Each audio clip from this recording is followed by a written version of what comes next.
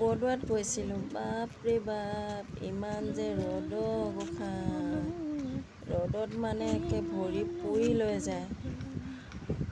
তেওঁ মানে মানুহ গুচা নাই, গৈয়ে আছে মানুহবিলাক চাবৰ কাৰণে। ইমানে ভাল, ধুনীয়া বনাইছে দেই, ধুনীয়া বনাইছে। একেবাৰে ভাল লাগে জেগাখিনি, যেন বৃন্দাবন মথুৰা এইদৰে লাগে।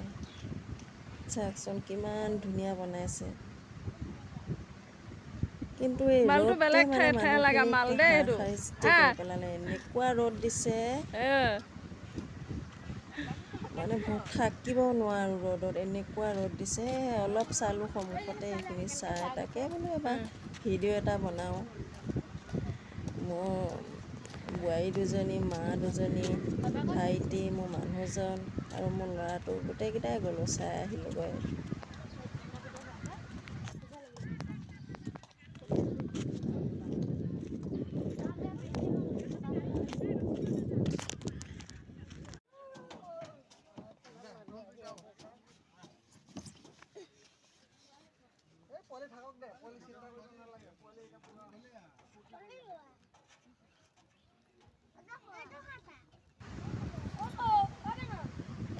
এই ভতিজা দুটা যে যি উৎপাত, ৰ'দ লাগিলেও লাগক, নেলাগিলেও নাই, দুইটাই পুৰা খেলিছে আৰু। তাৰ ভয়টো চাচোন, ইমানে ভাল পাইছে। সৰুটো অলপ ভয়, এইটো বহি আছে, দাদাকে পঠিয়াই দিওঁতেহে আহিছে।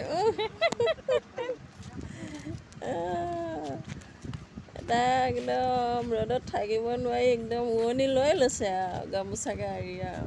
কি কৰিব, ইমান ৰ'দ। ভাবি পোৱা নাই, ৰ'দে মানে কি কৰোঁ কি নকৰোঁ। গোটেই বাউণ্ডাৰীটোতো ঘূৰিবই নোৱাৰিলোঁ।